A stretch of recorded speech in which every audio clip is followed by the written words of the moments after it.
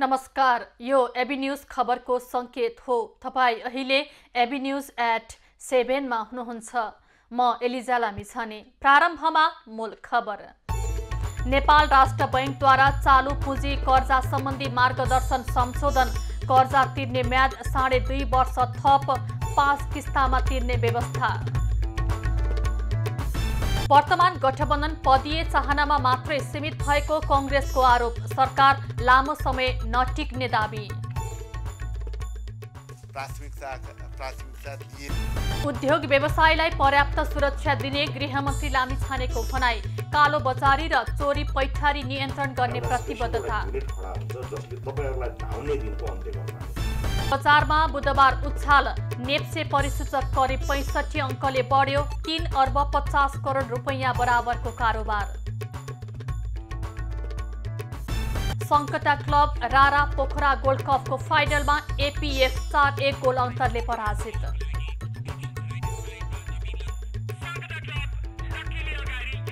र काठमाडौँलाई हराउँदै लुम्बिनी T20 लिगको क्वालिफायरमा अर्को खेलमा विराटनगरद्वारा फार वेस्ट पराजित।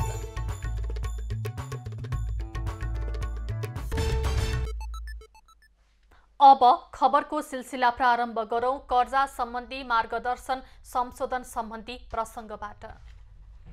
नेपाल राष्ट्र बैंकले चालू पुँजी कर्जा सम्बन्धी मार्गदर्शन 2079 संशोधन गरेको छ। आज भर्चुअल माध्यमबाट पत्रकार सम्मेलन गर्दै राष्ट्र बैंकले गत कार्तिक 1 गतेदेखि लागू भएको मार्गदर्शनलाई कार्यान्वयनमा सहजीकरण गर्न भन्दै संशोधन गरिएको जनाएको हो।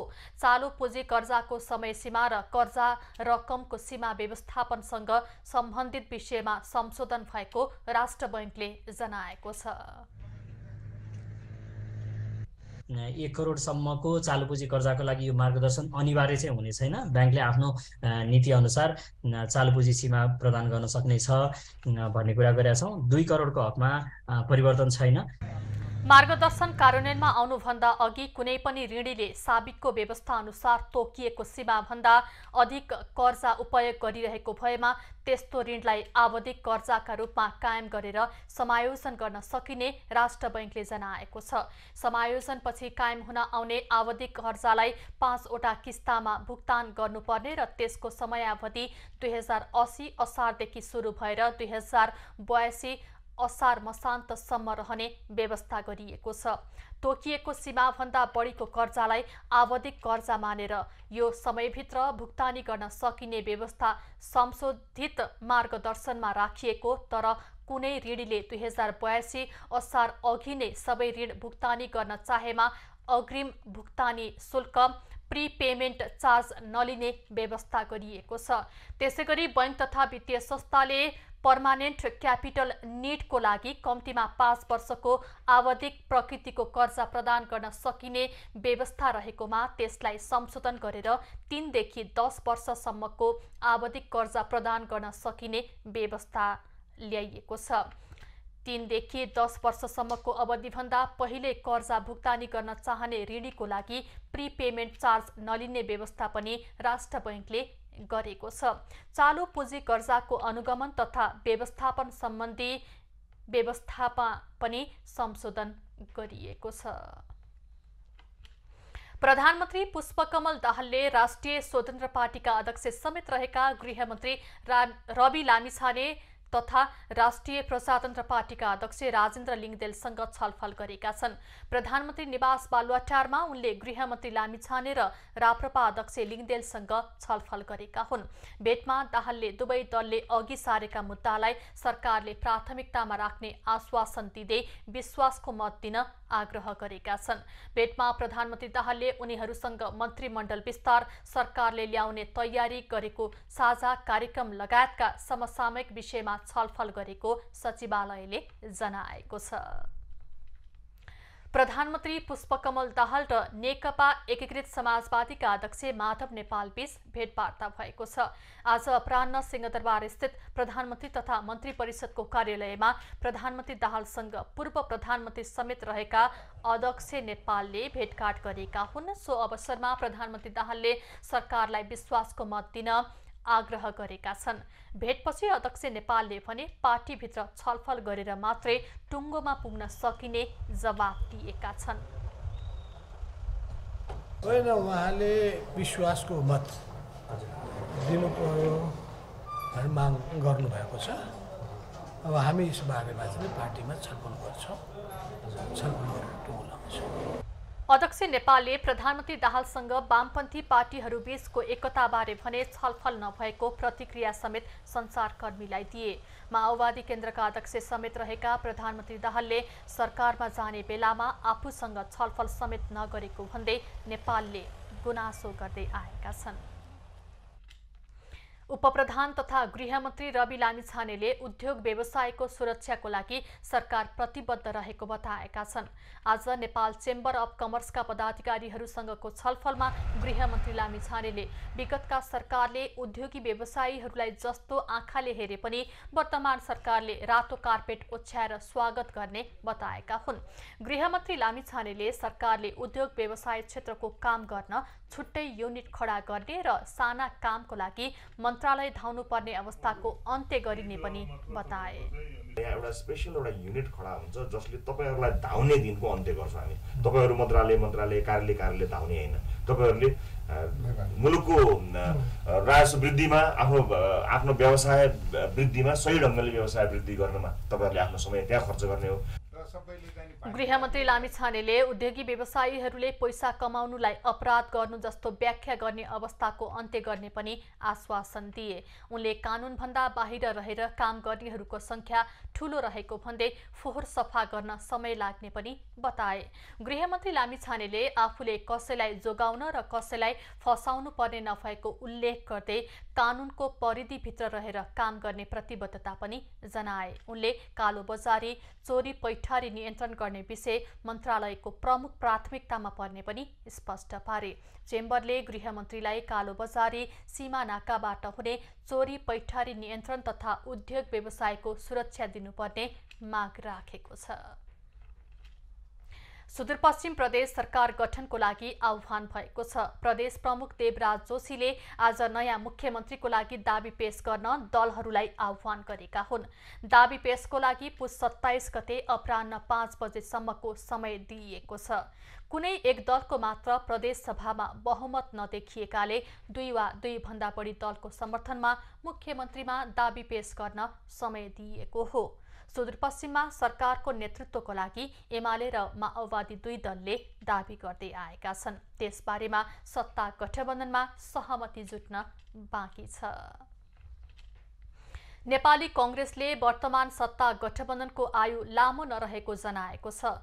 कांग्रेसले आज पार्टी कार्यालय सानेपामा पत्रकार सम्मेलन गर्दै वर्तमान गठबन्धन पदीय चाहनामा मात्रै सीमित भएको दाबी गरेको हो।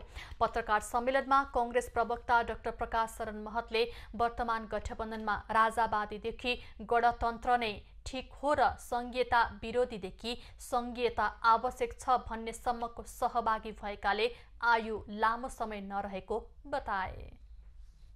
नेपाली कांग्रेस पार्टी विचलित भएन र हामीले यसलाई निरन्तरता दिने नै कोसिस गर्यौं र हामीले काहीँ कतै पनि वैकल्पिक समर्थन जुटाएर नेतृत्व लिने तर्फ पनि हामीले यसलाई चाहिँ प्राथमिकता दिएनौं। कांग्रेसले गठबन्धन नटुटाएको र माओवादी केन्द्रका अध्यक्ष एवं वर्तमान प्रधानमन्त्री पुष्पकमल दाहालले नै तत्कालीन गठबन्धन तोडेको आरोप पनि लगाएको छ। कांग्रेसलाई नयाँ नेतृत्वको विकल्प माओवादी अध्यक्ष दाहाललाई दिनुपर्छ भन्ने सम्मको समय पनि प्राप्त नभएको कांग्रेस प्रवक्ता महतले बताए। यो गठबन्धन टुट्नु र प्रचण्डजीले छोडेर जानुमा नेपाली कांग्रेस पार्टी दोषी छैन। कांग्रेसले अहिलेको सरकार काम गर्ने भन्दा देखाउने कुरामा मात्रै बढी अग्रसर रहेको आरोप लगाएको छ।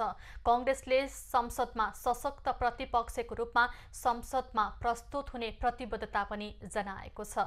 प्रतिपक्षमा रहन्जेलसम्म सशक्त प्रतिपक्षको रूपमा विकास, रोजगारी, सुशासनका विषयलाई उजागर गर्ने उसको भनाइ छ। नेपाली राजनीतिक वृत्तमा पुनः एक पटक वाम एकताको बहस सुरु भएको छ। 7 दलको बलमा केन्द्रमा सरकार बनाएको नेकपा एमाले र माओवादी केन्द्रले वामपन्थी एकताको लागि आन्तरिक तयारी थालिसकेका छन् भने एकीकृत समाजवादी पार्टीले पनि वाम एकताको लागि सचिवालयलाई अख्तियारी दिइसकेको छ। आम निर्वाचनमा एकले अर्काको अस्तित्व नै समाप्त पार्ने गरी नेकपा एमाले माओवादी केन्द्र र एकीकृत समाजवादी लागि परे, तर सोचे अनुरूप जनमत ल्याउन नसक्दा स्वतन्त्र र ससाना दलको बलमा केन्द्रमा वाम घटकको सरकार बन्न पुग्यो। माओवादी र एमाले मिलेर सरकार बनाइरहँदा एकीकृत समाजवादी पार्टी सत्ता बाहिर रहन पुग्यो। सत्ता बाहिर रहेको केही दिन पनि बित्न नपाउँदै पार्टीभित्र अन्तर्विरोध चुलिँदा वामपन्थी एकताको लागि शीर्ष नेतृत्व दबावमा पर्यो। फलस्वरूप वामपन्थी दलसँग पार्टी एकता वा कार्यगत सहकार्य गर्नको लागि पोलिट ब्युरोको बैठकले सचिवालयलाई अख्तियारी नै दियो। हाम्रो पार्टी सदैव वामपन्थीहरूको बीचमा एकता गर्ने, सहकार्य गर्ने, मोर्चा बनाउने र वामपन्थी जनमतहरूलाई एक ठाउँमा ल्याउने, त्यसको केन्द्र भागमा रहेर काम गर्ने कुरामा सधैँभरि प्रतिबद्ध छ। एमाले माओवादी नेतृत्वमा 7 पार्टी जुटाएर नयाँ सत्ता गठबन्धन बने पनि विश्वासको मत ल्याउने स्पष्ट आधार देखिँदैन। बाहिर देखाउनको लागि वामपन्थी एकता भनिए पनि सत्ता बचाउन पुनः वाम एकताको बहस सुरु गरिएको छ। मुलुकमा सधैँ वाम एकताको आवश्यकता रहे पनि दलका निहित स्वार्थको कारण हुन सकिरहेको छैन। अहिले गर्ने भनिएको वाम एकतामा पनि सत्ता राजनीतिमा मात्रै केन्द्रित रहेको कतिपयको बुझाइ छ। दुईटा वामपन्थी एमाले र माओवादी केन्द्रले अरू दलहरूलाई लिएर जुन गठबन्धन बनाएका छन्, यसलाई अझ स्टेबल, स्थिर र टिकाउ बनाउनको निम्ति अब सत्तामा पुग्ने वामपन्थी दलहरूले एकताको महसुस गरेका हुन्। वाम एकताको चर्को बहस सुरु भए पनि तयारी भने हुन नसकेको स्वयं वाम घटककै नेता बताउँछन्। पर्याप्त तयारी नगरिएकाले तत्कालै वाम एकताको सम्भावना नदेखिए पनि तयारी भने गर्न आवश्यक रहेको उनीहरूको भनाइ छ। समझदारी र सहकार अहिले चाहिँ गर्न सक्ने अवस्था छ, तर जहाँसम्म यसको मोर्चागत या यसको एकताको लागि चाहिँ अझै यसको लागि केही समय लाग्छ। ठुलै तामझाम सहित एकता गरेको एमाले र माओवादी केन्द्र 3 वर्ष पनि एक ठाउँमा रहन सकेनन्। यो पटक पनि बौद्धिक मन्थन र तयारी बिना वाम एकताको बहस सुरु भएकाले तत्कालै भइहाल्ने अवस्था देखिँदैन। एकता भइहाले पनि कति समय टिक्ने हो र कुन प्रयोजनका लागि हुने हो भन्ने अन्योल्य छ। क्यामेरामा प्रवीण सिलवालको साथ सरोज बस्यालको रिपोर्ट। पोखरा विमानस्थल सञ्चालनमा आएसँगै विमानस्थल निर्माणमा लिइएको महँगो ब्याजको ऋणलाई लिएर आलोचना बढ्न थालेको छ। तर विज्ञहरू भने पूर्वाधार निर्माणमा लिएको ऋणलाई लिएर आत्तिनुभन्दा व्यावसायिक सफलतामा ध्यान दिन आवश्यक रहेको सुझाव छन्। 22 अर्ब लगानीमा निर्माण गरिएको पोखरा अन्तर्राष्ट्रिय विमानस्थल जनवरी 1बाट सञ्चालनमा आइसकेको छ। विमानस्थल सञ्चालनमा आएसँगै निर्माणका लागि चीनको एक्जिम बैंकबाट महँगो ब्याजमा लिएको 22 अर्ब ऋणलाई लिएर बहस हुन थालेको छ। 7 वर्ष अघि लिएको ऋणको किस्ता आगामी चैतदेखि बुझाउनु पर्ने हुन्छ। ब्याज पनि अन्य अन्तर्राष्ट्रिय दाता निकायको भन्दा बढी 2% तिर्नुपर्ने हुन्छ। अन्य दात्री निकायको ऋणको ब्याज 1% भन्दा कम छ। यसरी महँगो ब्याज तिरेर निर्माण गरिएको विमानस्थलको प्रतिफललाई लिएर जिज्ञासा र चिन्ता दुवै बढेको छ। तर विज्ञहरू भने हाम्रो जस्तो मुलुकले पूर्वाधार निर्माणका लागि सहयोग लिन आवश्यक रहेको बताउँछन्।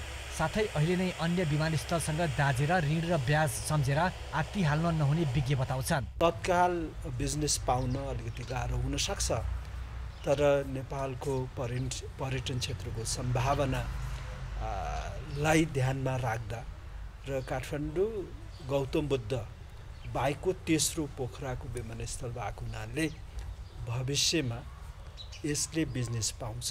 पोखरा विमानस्थलको मुख्य आधार पर्यटन हो। विमानस्थल सञ्चालनमा आएसँगै त्यसको ऋण ब्याजलाई लिएर बहस गर्नुभन्दा पर्यटन बढाउन र नियमित उडानमा जोड दिनुपर्ने विज्ञहरू बताउँछन्। धेरै आशंका भन्दा पनि अगाडिको चाहिँ रणनीति के हुनुपर्छ, यसलाई चाहिँ सफलतापूर्वक सञ्चालनको लागि नेपालको रणनीति के हुनुपर्छ, बजारको विस्तार कसरी गर्ने, ब्रान्डिङ कसरी गर्ने, धेरैभन्दा धेरै एयरलाइन्सहरू अन्तर्राष्ट्रिय एयरलाइन्सहरूलाई कसरी जोड्ने, त्यो दिशातर्फ चाहिँ नेपाल लाग्नुपर्छ। मुलुकको विकासका लागि पूर्वाधार निर्माण अपरिहार्य हो। पूर्वाधारको निर्माणसँगै त्यसको सञ्चालन र व्यावसायिक सफलतामा पनि विशेष जोड दिनुपर्छ। निशा देउजाको रिपोर्ट। नेपाल घुम्न आउने पर्यटकमाझ राजधानीको ठमेलमा रहेका पुस्तक पसलहरू पनि आकर्षणको केन्द्र बनिरहेका छन्। कोरोना संक्रमण घट्दै गएपछि विदेशी पर्यटकलाई लक्षित गरी राखिएका पुस्तकको बिक्री बढ्न थालेको छ। पर्यटक आगमन बढेसँगै विदेशी पर्यटकलाई लक्षित गरी राखिएका पुस्तकको व्यापार बढेपछि ठमेलमा व्यापारी उत्साहित देखिएका छन्। केही वर्ष अघिको तुलनामा पर्यटक बढेपछि पुस्तक व्यापार फस्टाएको छ। पछिल्लो समय अनलाइनबाट पुस्तक किन्ने क्रम बढे पनि ठमेलका पर्यटकहरूले भने पुस्तक पसलमै पुगेर आफूलाई मनपर्ने किताब किन्ने गरेका छन्। ठमेलका पुस्तक पसलमा 10 रुपैयाँदेखि 1 लाख रुपैयाँसम्मका पुस्तक पाइन्छन्। विदेशीको हिसाबले आर्ट, कल्चर, रिलिजन, हिस्टोरिकल, राजदरबार सम्बन्धी अनि के भन्छ हाम्रो फेस्टिभल सम्बन्धी उनीहरूको धेरै रुचि छ। अनि लोकलको हिसाबले के भन्छ सेल्फ हेल्प, बिजनेस, व्यापारिक हिसाबले किताबहरू अनि चिल्ड्रेन बुक, बच्चाको किताबहरू यस्तोहरू बढी डिमान्डमा छ। नेपाल आउने पर्यटकहरूले पर्वतीय पदयात्रा, कला, संस्कृति र धर्मसँग सम्बन्धित किताब बढी मन पराउने गरेका छन्। त्यस्तै धार्मिक, ऐतिहासिक, राजदरबार, चाडपर्वसँग सम्बन्धित पुस्तक पनि पर्यटकको रोजाइमा पर्ने गरेका छन्। नेपालीहरूले चाहिँ अब धेरै जस्तो नोभलहरू, फिक्सनहरू धेरै नेपालीहरूले पढ्ने चाहिँ, नन फिक्सन पढ्ने चाहिँ अलिक कम हुन्छ, नोभलहरू पढ्ने चाहिँ धेरै। नेपाली किताबहरू पनि बिक्छ, राम्रो बिक्छ। धेरै जस्तो आउने युरोपबाट भयो, अनि अमेरिका, अस्ट्रेलिया यिनीहरूबाट पनि धेरै आउँछ। पुस्तक पसलहरूमा Germany, France, America, Japan, Bharat लगायत देशका पर्यटक पुस्तक खोज्न बढी पुग्ने गर्दछन्। पर्यटकले नेपालका धामी झाँक्री, मौरी पालन, इतिहास लगायत पदयात्रामा उपयोगी हुने पुस्तक पनि खोज्ने गर्छन्। कर्णाली ब्लुज सिरिजको फुल, forget Kathmandu, Samrat, the guru of love, your sting god in Kathmandu, the royal ghost लगायत नेपाली लेखकका किताब पनि पर्यटकमाझ लोकप्रिय छन्। ठमेलमा बिक्री हुने विदेशी पुस्तक अधिकांश भारतबाट आउने गर्दछन्। क्यामेरामा गोपाल भट्टको साथमा पविना शिवाकोटी, काठमाडौँ। खबरको सिलसिला अझै जारी छ, हामी सँगै रहनुहोला। अब बाँकी खबर। बुधबार शेयर बजार परिसूचक नेप्से उच्च अङ्कले बढेको छ। बुधबार नेप्से 64.87 अङ्कले बढेर 2125.94 बिन्दुमा पुगेको हो। त्यस्तै बुधबार नेप्से परिसूचकसँगै सेन्सेटिभ इन्डेक्स पनि 14.09 अङ्कले बढेको छ भने फ्लोट इन्डेक्स 4.24 अङ्क र सेन्सेटिभ फ्लोट इन्डेक्स 4.88 अङ्कले बढेको छ। बुधबार कारोबार रकममा पनि वृद्धि भएको छ। बुधबार 258 कम्पनीको 87,33,542 किता सेयर 3 अर्ब 50 करोड 11,82,097 रुपैयाँमा कारोबार भएको छ। बुधबार सबै उपसूचकमा हरियाली छायो। सबैभन्दा धेरै व्यापार उपसूचकका 9.74%ले बढ्यो। बुधबार 8वटा धितोपत्रको मूल्यमा सकारात्मक सर्किट लाग्यो। साल ट्रेडिङ, हिमालयन डिस्टिलरी, कालिका लघुवित्त, मिरमिरे लघुवित्त, किसान लघुवित्त, नाडेप लघुवित्त, पिपल्स पावर र खप्तड लघुवित्तको मूल्यमा सर्किट लागेको हो। कालिका पावर, आरएसडीसी लघुवित्तको समेत सर्किट लेभलमा कारोबार भयो। उच्च अङ्कले बढेको बजारमा पनि बुधबार नेपाल एसबीआई डिबेन्चरका लगानीकर्ताले सर्वाधिक 1.99%ले गुमाए। Sunrise blue chip and fund 1.74%ले घट्यो। बुधबार सबैभन्दा धेरै Himalayan distillery, Sanima, Mai hydro, Nepal telecom, Nepal reinsurance सहितका कम्पनीको शेयर कारोबार भयो। प्रधानमन्त्री पुष्पकमल दाहालले सरकारका सचिवहरूलाई 30 बुँदे निर्देशन दिएकोमा प्रशासन विज्ञले असन्तुष्टि जनाएका छन्। कर्मचारी र प्रशासनको मूल्याङ्कन नभई अचानक सरकारबाट यस्तो आदेश आउनुले प्रशासनमा राम्रो सन्देश नदिने उनीहरूको भनाइ छ। प्रशासनमा भइरहेको समस्याको खोजी गरेर त्यसको समाधान तथा आवश्यक सामग्री र जनशक्तिको पहिचानपछि मात्रै यस्ता निर्देशनहरू दिनु उपयुक्त हुने विज्ञको भनाइ छ। नीति परिमार्जन नभई प्रधानमन्त्रीको निर्देशनले मात्रै प्रशासनहरू चल्न नसक्ने भएकाले सरकारले सबैभन्दा पहिला कमी भएका नीतिहरूलाई पूर्ण बनाउनु पर्ने विज्ञहरूको भनाइ छ। प्रधानमन्त्री दाहालले पुस 18 र 19 गते सचिवहरूसँगको छलफलपछि आफ्नो विभागमा रहेका समस्या समाधान गर्न र सर्वसाधारणका समस्या राम्रोसँग पहिचान गरी यथार्थ नजिक पुग्न निर्देशन दिएका थिए। कर्मचारीहरूले सामाजिक सञ्जालमा प्रधानमन्त्रीको निर्देशनप्रति खुलेरै असन्तुष्टि जनाएका छन्।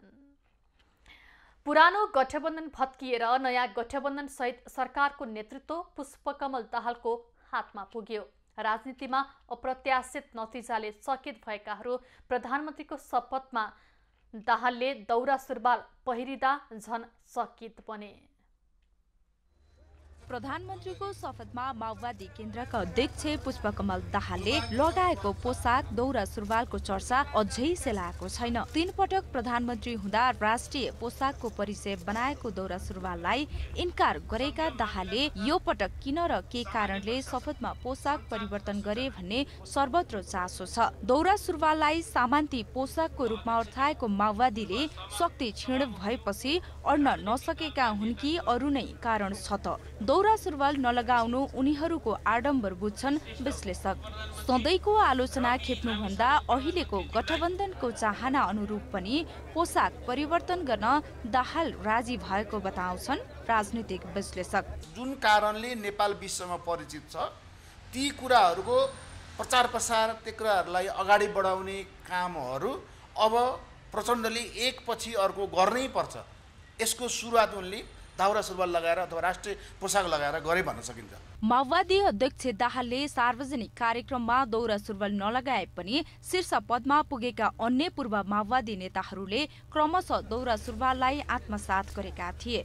माओवादी नेताहरू एकपछि अर्को गर्दै दौरा सुरुवाललाई अपनाउँदा पछिल्लो लहरमा प्रधानमन्त्री दाहाल पनि मिसिएका हुन्।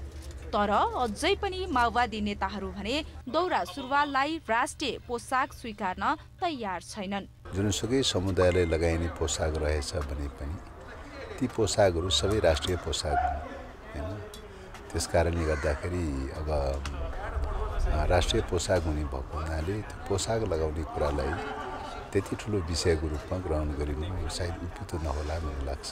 भूमिगत कालको 10 वर्षदेखि शान्ति प्रक्रिया हुँदै मूलधारको राजनीतिमा आएको 16 वर्षपछि दौरा सुरुवालमा माओवादी अध्यक्ष एवं प्रधानमन्त्री दाहालको यो छनौटलाई धेरैले स्वागत समेत गरेका छन्। क्यामेरामा कुमार मानन्धरका साथमा एलिजा कुताल, काठमाडौँ। कैलालीको गोदावरी नगरपालिकाले सङ्कलन गर्दै आएको नदीजन्य पदार्थको बिक्री वितरण रोयल्टी प्रक्रिया विवादित बनेको छ। नगरपालिकाले नदीजन्य पदार्थ ढुवानी गर्ने सवारी साधनलाई सेतो चिट दिएको विषयको कारण सो प्रक्रिया विवादित बनेको हो। कैलालीको गोदावरी नगरपालिकाले खुटिया खोलामा सङ्कलन गर्दै आएको नदीजन्य पदार्थको बिक्री वितरणमा रसिद दिन छाडेर सेतो सिट दिएर भ्रष्टाचार गर्न खोजेको आरोप लागेको छ। नगरपालिकाको छापसहितको सेतो कागज सामाजिक सञ्जालमा भाइरल भएपछि यो विषयले चर्चा पाएको हो। यो विषयलाई लिएर नेकपा एमाले नगर कमिटीले अख्तियारमा मुद्दा दर्ता गर्नुका साथै छानबिन गरी दोषीमाथि कारबाहीको माग गरेको छ। हामीले अख्तियारमा पनि उजुरी हालिसकेका छौँ। दोषीमाथि कारबाही हुनुपर्छ भन्ने हाम्रो माग हो। जबसम्म दोषीमाथि कारबाही हुन्न हामी चरणबद्ध रूपमा नगरपालिका घेराउदेखि लिएर विभिन्न कार्यक्रमहरू हुन सक्छन् त्यो त पार्टीले चाहिँ हामी बसेर छलफल गरेर आगामी कार्यक्रमहरू हामी तय गर्छौँ। यता नगरपालिकाले भने नदीजन्य पदार्थ बिक्री वितरण रोयल्टीको विषयमा लगाइएको आरोप निराधार भएको बताएको छ। नदीजन्य पदार्थ बिक्री वितरणको अनुगमन समितिले उक्त सेतो चिट रकम असुलीको नभएको र पासका लागि सेतो चिट प्रयोग गरेको जानकारी दिएको छ। हामीले चोरी गर्न खोजे भने हामी राति युज गर्थ्यौँ होला हैन, त्यो गर्दा दिउँसो नाकामा हामीले त्यो गर्नुको कारण के हो भनेपछि हामीले गलत नियतले होइनौँ त्यो छाप प्रयोग गरेको, एउटा सिस्टम अलि बलियो बनाऊ र आधिकारिक पनि हुन्छ। ल नगरपालिकाले उठाइराखेको छ हैन, रोयल्टी नगरपालिकाले उठाइराखेको छ भनेपछि आधिकारिकता दिनको लागि नगरपालिकाको छाप प्रयोग गर्दाखेरि समस्या नहोला भन्ने किसिमले हामीले एउटा बसेर सल्लाह नै गरेको। नगरपालिकाले क्रसरलाई नदीजन्य सामग्री उपलब्ध गराउन गरेको सम्झौता पनि नियम विपरीत रहेको छ। जनप्रतिनिधि र कर्मचारीले गरेको सो कार्य बिना जानकारीमा रहेको र यो विषयमा छानबिन गरी दोषीलाई कारबाही हुने नगरको भनाइ छ। पहिला त मैले क्रसरको देखेको थियो, त्यो हुँदैन भनेर भनेको छु। अहिले त झन् एउटा साझा उसमा क्रसरको पनि साइन छैन, नगरपालिकाको छाप हानेको देखिएको छ। त्यो चाहिँ गलत कुरा हो, त्यो हामी हेर्छौँ, छानबिन गर्छौँ र यो कुरा हामी सही हुँदैन। नगरपालिकाले निजी क्रसर व्यवसायीसँग गरिरहेको उद्योग कारोबार र सेतो अनाधिकृत कागजमा पालिकाको छाप प्रयोग हुनाले राजस्वमा चुहावट हुने स्थानीयको चिन्ता छ। कैलाली ब्युरोको रिपोर्ट। राजनीतिक दल र जनप्रतिनिधिको संस्थागत संलग्नतामै महोत्तरीमा मापदण्ड मिचेर अनियन्त्रित रूपमा नदीजन्य वस्तुको उत्खनन भइरहेको पाइएको छ। जिल्ला समन्वय समिति महोत्तरीले गरेको अनुगमनमा बाँके, मरहा, सोनी नदी र सागरनाथ वन क्षेत्रमा 4 वर्ष यता राजनीतिक आडमा अवैध उत्खनन हुँदै आएको फेला परेको हो। नियमन गर्ने निकाय नै अवैध उत्खननमा सहभागी हुनु चुनौती र चिन्ताको विषय भएको समितिले जनाएको छ।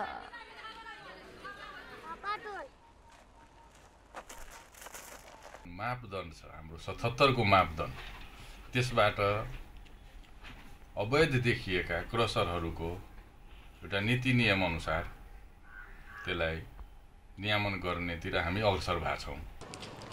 अवैध उत्खनन गरिरहेको अवस्थामा समन्वय समितिले गौशाला नगरपालिकाको प्रदेश 204001 नम्बरको जेसीबी, प्रदेश 202001 नम्बरको ट्र्याक्टर सहित 6 वटा सवारी साधन नियन्त्रणमा लिएको छ। तस्करी नियन्त्रणभन्दा बाहिर पुगेपछि समन्वय समितिले नियन्त्रणको लागि स्थानीय प्रहरी प्रशासन र स्थानीय तहलाई पत्रचार गरेको छ। सुर्खेत शहीद पार्कमा बनाइएको बाघको मूर्ति केही दिनदेखि भाइरल भएको छ।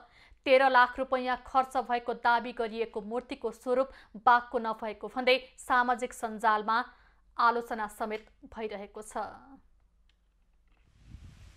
सुर्खेत शहीद पार्कमा बनाइएको बाघको मूर्ति बाघ जस्तै नभएको भन्दै आलोचना सुरु भएको छ। सामाजिक सञ्जालमा बाघको मूर्तिको फोटो सेयर गर्दै कतिपयले यसमा भएको खर्चको हिसाब किताब खोज्नुपर्ने समेत प्रश्न उठाइरहेका छन्। कतिपयले मूर्ति हटाउन समेत माग गरेका छन्।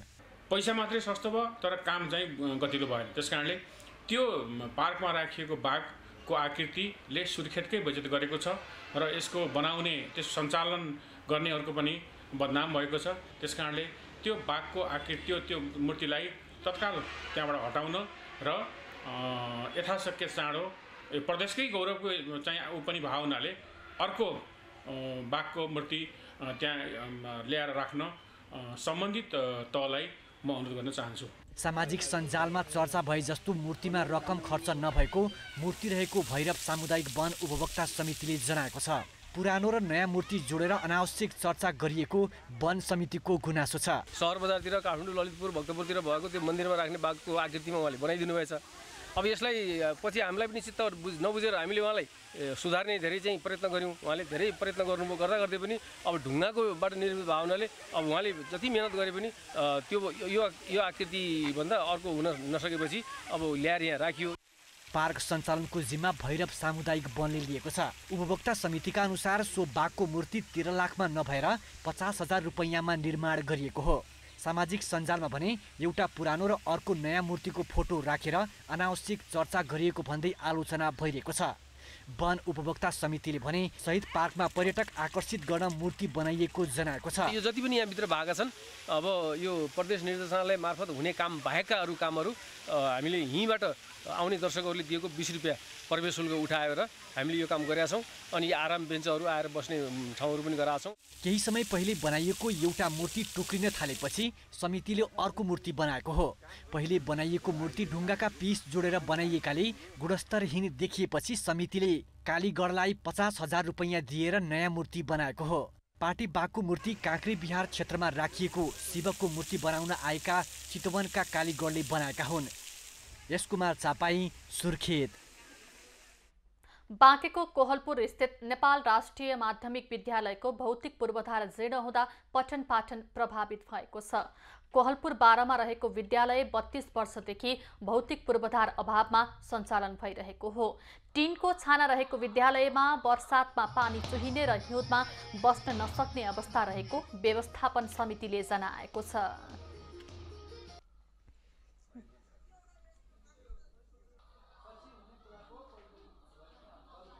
अहिले स्थानीय सरकार सुङ प्रदेशले पनि यी टिन मुक्त पटक पटक हामीले स्थानीय सरकार र प्रदेश संघलाई हामीले पटक पटक नीतिगत निर्णय विद्यालयले दिएको छ। जाडोको समयमा बालबच्चाहरूले राम्रोसँग पठन पाठन गर्न नसक्ने जाडोको कठ्याइ लिएर, गर्मीको समयमा टिन तातिएर बालबच्चाहरूलाई राम्रोसँग पठन पाठन गर्न नसक्ने र बर्सातको समयमा पानी पर्दा टिनहरू बजेर विद्यार्थीलाई राम्रोसँग शिक्षण गर्न नसकिरहेको अवस्था छ। विद्यालयमा भौतिक पूर्वाधार, खानेपानी, खेल मैदान र शौचालयको पनि अभाव रहेको छ। शैक्षिक गुणस्तर सुधारको लागि मेहनत गरे पनि टिनको छानामुनि पढाउन समस्या हुने गरेको शिक्षक बताउँछन्। पानी परेको बेलामा पानीको चाहिँ त्यो आवाजले गर्दाखेरि पठन पाठन चाहिँ ठ्याक्कै बन्दै गर्नुपर्ने स्थिति। त्यसकारणले गर्दाखेरि विद्यालयको सिकाइ उपलब्धि वृद्धि गर्नमा चाहिँ यसले अवरोधहरू चाहिँ खडा गरिरहेको छ। विद्यालयको पूर्वाधार सुधारमा स्थानीय तहले पनि अपेक्षित सहयोग गरेको छैन। भौतिक पूर्वाधार जीर्ण भए पनि विद्यालयमा 700 विद्यार्थी अध्ययनरत छन्। सिभिल सहकारीका बचतकर्ताले आफूहरूको झण्डै 8 अर्ब रुपैयाँ फिर्ता नभएको भन्दै त्यसको लागि पहल गरिदिन सरकारको ध्यान आकर्षण गराएका छन्। आज काठमाडौँको खुसीबुमा भएको बचतकर्ताको भेलामा सहभागीहरूले नेपाल सरकारले अनुमति दिएर खोलेको संस्थामा पैसा उठाउन समस्या भएको गुनासो गरेका हुन्।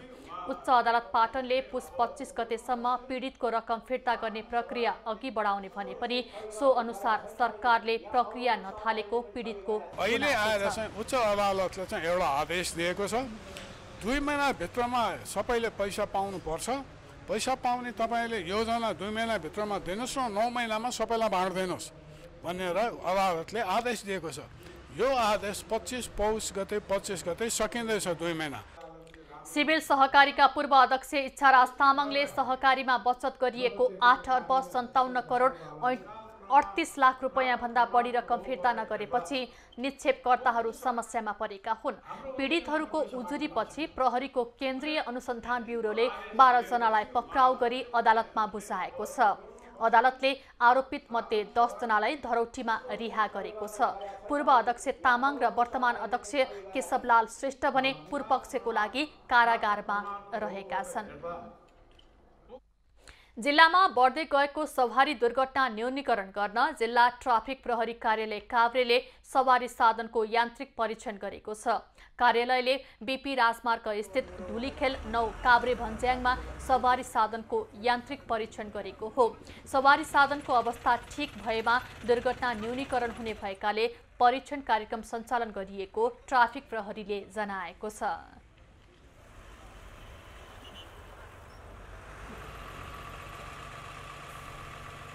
सामान्य गल्तीहरू देख्यो, कोहीमा लाइटको अवस्थाहरू ठिक नभएको, कोहीको टायरको अवस्था ठिक नभएको, कोहीको सकहरू नभएको देखि कसुरमा चाहिँ हामीले 25 जना चालकहरूलाई चाहिँ कारबाही गरेर 25 हजार राजस्व उठाएका छौँ र अन्यहरूलाई सम्झाइ बुझाइ पनि गरेका छौँ र कतिपय गाडीहरूलाई चाहिँ डकुमेन्ट होल्ड गरेर बनाएर ल्याउने सर्तमा चाहिँ हामीले डकुमेन्ट होल्ड गरेर राखेको अवस्था चाहिँ छ।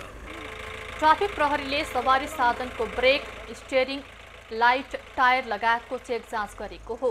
यान्त्रिक परीक्षणको क्रममा 54वटा सवारी मध्ये 25वटा सवारी साधनको अवस्था ठीक नभएको पाइएको छ। ट्राफिक प्रहरी काभ्रेको 5 वर्षीय तथ्याङ्कले काभ्रेमा सवारी दुर्घटना बढेको देखाएको छ। पर्सा राष्ट्रिय निकुञ्जमा जरायो मारेको आरोप लागेका प्रदेशसभा सदस्य प्रमोद जयसवाल बयानको लागि निकुञ्ज कार्यालयमा हाजिर भएका छन्। सोही घटनाको आरोपमा गाउँपालिकाका पूर्व अध्यक्ष प्रदीप जयसवालसँग पनि आरक्षले बयान लिने तयारी गरेको छ। पुस पहिलो साता पर्सा राष्ट्रिय निकुञ्जमा भएको तस्करीको घटनामा पर्सा वन्यजन्तु निकुञ्जले छानबिन र प्रक्रिया अगाडि बढाएको हो। प्रमोद मङ्सिर 4 को चुनावमा पर्सा क्षेत्र नम्बर 3-1बाट स्वतन्त्र उम्मेदवारी दिएर प्रदेशसभा सदस्यमा निर्वाचित भएका थिए। निकुञ्जको टोलीले उनको नाममा रहेको फार्म हाउसमा गाडेको अवस्थामा चित्तलको टाउको, गोलीगट्ठा, नाइट भिजन, बाइनाकुलर लगायतका शिकारमा प्रयोग हुने सामग्री बरामद गरेको थियो। शिकार खेल्न प्रयोग भएको प्र 2023-03-001 3090 नम्बरको गाडी पनि जयसवाल इन्टरप्राइजेसको नाममा रहेको निकुञ्जले जनाएको छ। घटनाकै दिन शिकारीको गाडीको चक्कामा गोली हानेर नेपाली सेनाले 5 जनालाई पक्राउ गरेको थियो। अनुसन्धानको लागि काठमाडौँ क्षेत्र नम्बर 5 को 2बाट निर्वाचित प्रदेशसभा सदस्य तथा कांग्रेस नेता श्याम खड्कालाई पनि निकुञ्जले बोलाएको छ। खड्काको नाममा रहेको बन्दुक शिकारीको टोलीबाट बरामद भएपछि उनलाई पनि अनुसन्धानको लागि बोलाइएको हो। उदयपुरबाट चुरे क्षेत्र हुँदै कमलाखोज प्रवेश गरेका जंगली हात्तीको झुण्डले जनधनको क्षति पुर्याउन थालेको छ। जंगली हात्तीले केही दिनदेखि स्थानीयको घर आवास भत्काएर नोक्सान गर्न थालेको हो। हात्तीले दुधौली 11 स्थित मुसहर बस्तीमा घरहरू भत्काएको हो। 4 वटाको समूहले रहेको हात्तीले धान, अन्न र केरा खेती समेतमा क्षति पुर्याएका छन्। सो स्थानमा लामो समयदेखि कोशी टप्पु वन्यजन्तु आरक्ष हुँदै आउने हात्तीले दुःख दिन थालेका छन्। डिभिजन वन कार्यालयले रातिको समयमा हात्तीले क्षति गर्न सक्ने भन्दै सुरक्षित रहन कमलाखोज क्षेत्रका बासिन्दालाई अपिल गरेको छ। कमलाखोज क्षेत्रमा हात्ती आक्रमणबाट 1.5 दर्जन मानिसको मृत्यु भइसकेको छ भने हजारौं हेक्टर जमिन बाँझै रहेको छ। खबरको सिलसिला अझै जारी छ, हामी सँगै रहनुहोला। अब पालो एबी न्यूज एट स्पोर्ट्सको।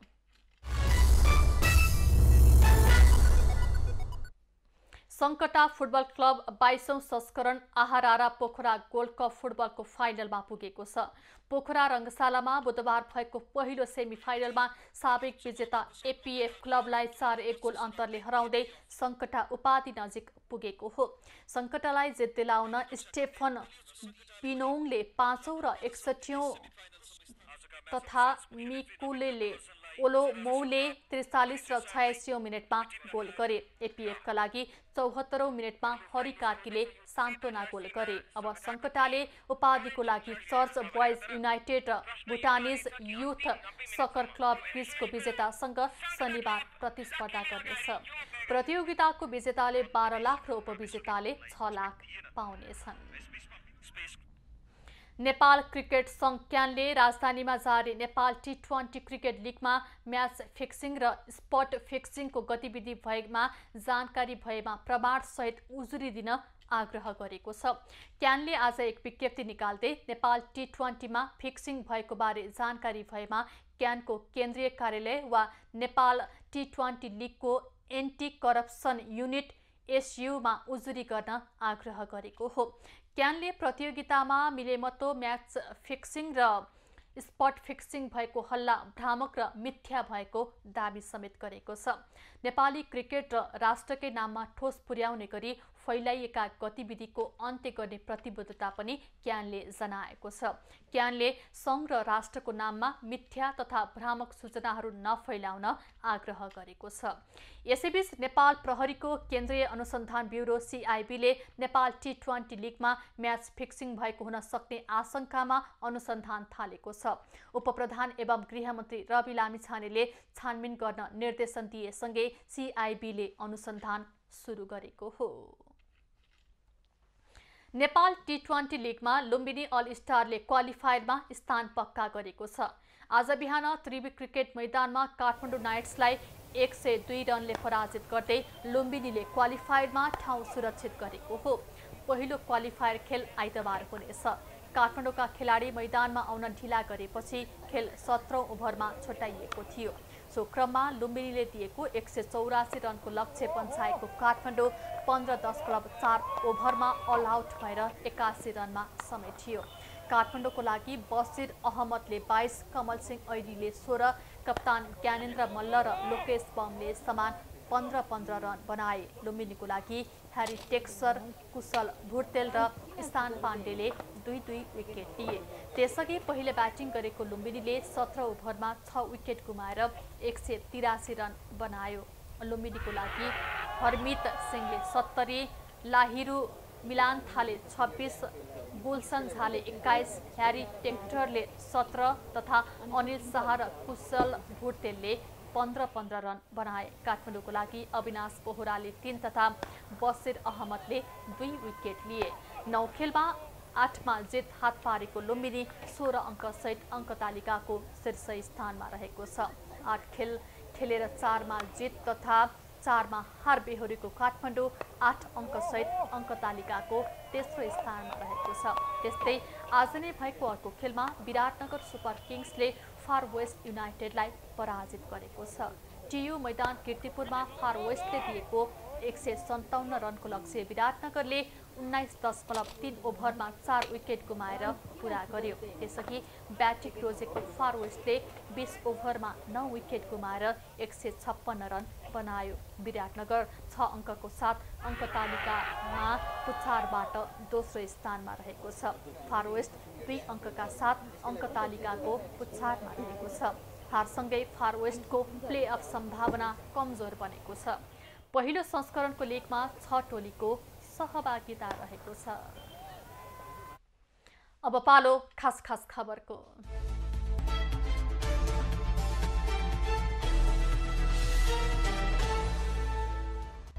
नेपाल प्रहरीका नायब उपरीक्षक डीएसपी ठग बहादुर केसीमाथि छानबिन गर्न प्रहरी प्रधान कार्यालयले समिति बनाएको छ। प्रहरी वरिष्ठ उपरीक्षक एसएसपी चन्द्रकुएर खापुङको संयोजकत्वमा 5 सदस्यीय समिति गठन भएको छ। इलाका प्रहरी कार्यालय बुटोलका डीएसपी केसीको सरकारी निवासबाट प्रहरीले 35 तोला सुन र 25 लाख बरामद गरेको थियो। सर्वोच्च अदालतले एकजना व्यक्तिको नाममा दिइसकेको मोबाइल नम्बर सिम कार्ड प्रयोगमा नआएको अवस्थामा अर्को व्यक्तिको नाममा जारी नगर्न आदेश दिएको छ। सर्वोच्चले बिक्री वितरण भएर लगातार 6 महिनासम्म प्रयोग नआएको सिम कार्ड सम्बन्धित व्यक्तिको नामबाट हटाएर अर्को व्यक्तिको नाममा जारी गर्न नेपाल दूरसञ्चार प्राधिकरणले दिएको निर्देशन कार्यान्वयन नगर्न अन्तरिम आदेश दिएको हो। प्रधानमन्त्री पुष्पकमल दाहालसँग नेपालको लागि युरोपेली संघका राजदूतको टोलीले भेटवार्ता गरेको छ। राजदूत नोना डेप्रोजको टोलीले आज बालुवाटारमा प्रधानमन्त्रीसँग भेटवार्ता गरेको हो। भेटमा द्विपक्षीय हित र विकासमा सहकार्य गर्ने विषयमा छलफल भएको प्रधानमन्त्रीको सचिवालयले जनाएको छ। उपप्रधानमन्त्री तथा भौतिक पूर्वाधार तथा यातायात मन्त्री नारायण काजी श्रेष्ठ र नेपालको लागि भारतका राजदूत नवीन श्रीवास्तव बीच भेटवार्ता भएको छ। आज बिहान सिंहदरबारमा मन्त्री श्रेष्ठ र राजदूत श्रीवास्तव बीच भेटवार्ता भएको हो। भेटमा जनस्तरको सम्बन्ध तथा दुई देशबीचको द्विपक्षीय हित र विकासका विषयमा छलफल भएको बताइएको छ। नेपाली कांग्रेसको केन्द्रीय समितिको बैठक 6 दिन पछिलाई सारिएको छ। आगामी शुक्रबारको लागि बोलाइएको बैठक पुस 28 गतेको लागि सारिएको कांग्रेस केन्द्रीय कार्यालयले जनाएको छ। निर्वाचनको समीक्षा गर्न कांग्रेस सभापति शेरबहादुर देउवाले बैठक बोलाएका हुन्। प्रमुख प्रतिपक्षी दल नेपाली कांग्रेस संसदीय दलको बैठक शनिबारको लागि बोलाइएको छ। 23 गते वर्तमान कांग्रेस संसदीय दलको पहिलो बैठक बस्न लागेको हो। बैठकमा 25 गतेदेखि सुरु हुने संसदमा पार्टीको भूमिकाबारे छलफल हुनेछ।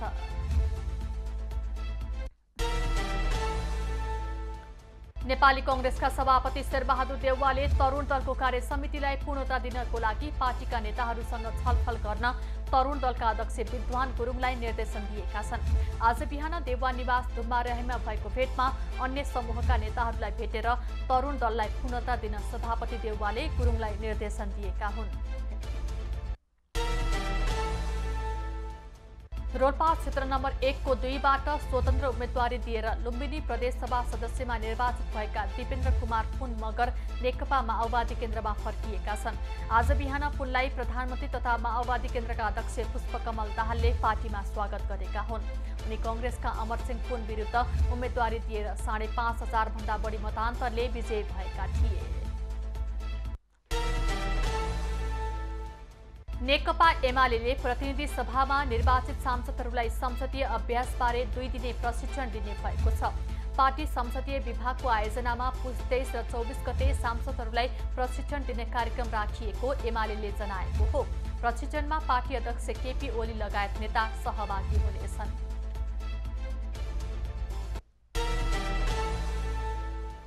नेकपा एमाले मध्य प्रदेशको संसदीय दलको नेतामा सांसद सरोज यादव सर्वसम्मत चयन भएका छन्। जनकपुर धाममा बसेको एमाले मध्य संसदीय दलको बैठकले यादवलाई दलको नेता चयन गरेको हो। उनी महोत्तरी क्षेत्र नम्बर 4-2बाट निर्वाचित सांसद हुन्।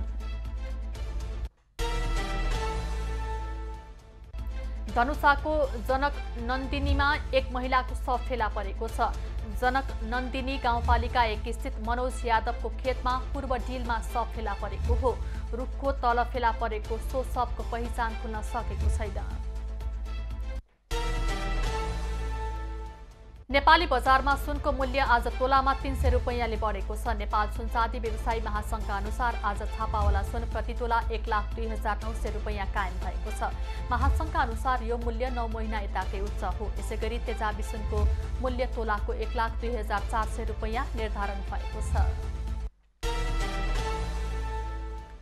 नेपाली राष्ट्रिय टिमका क्रिकेट खेलाडी शरद बेस्वाकर र आरिफ शेखले बलात्कार आरोपमा सजाय भोगिरहेका पूर्व कप्तान सन्दीप लामिछानेलाई न्याय हुनुपर्ने बताएका छन्। उनीहरूले आज फेसबुकमा स्टेटस राख्दै सन्दीपलाई न्याय हुनुपर्ने बताएका हुन्। नाबालिकालाई बलात्कारको आरोप लागेपछि सन्दीप पूर्वपक्षको लागि थुनामा छन्।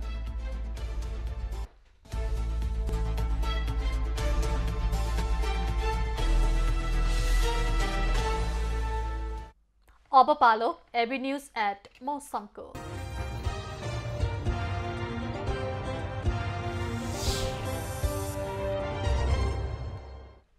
पछिल्लो 24 घण्टामा देशका पहाडी भूभागमा आंशिक बदली रही पश्चिमी र मध्य तराईका केही भूभागहरूमा कुहिरो लाग्यो। आज राति प्रदेश 1 को पहाडी भूभागमा आंशिक बदली तथा बाँकी भूभागमा मौसम सामान्यतया सफा रहनेछ। साथै प्रदेश 1 को हिमाली भूभागका 1-2 स्थानमा हल्का हिमपातको पनि सम्भावना रहेको जल तथा मौसम पूर्वानुमान महाशाखाले जनाएको छ। आज काठमाडौँ उपत्यकाको अधिकतम तापक्रम 18 डिग्री सेल्सियस र न्यूनतम तापक्रम 5 डिग्री सेल्सियस बीच मापन गरिएको छ। आज देशभरको मौसम कस्तो रह्यो त हेरौं देशका विभिन्न स्थानको मौसमी अवस्था।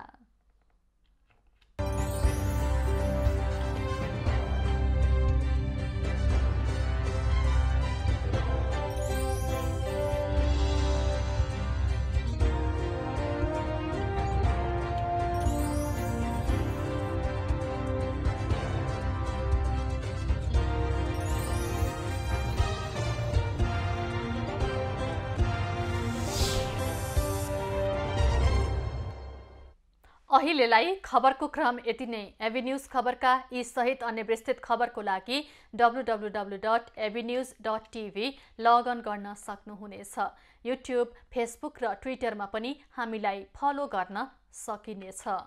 खबरभित्रको खबरको लागि हेर्दै रहनुहोला एबी न्यूज खबर। नमस्कार।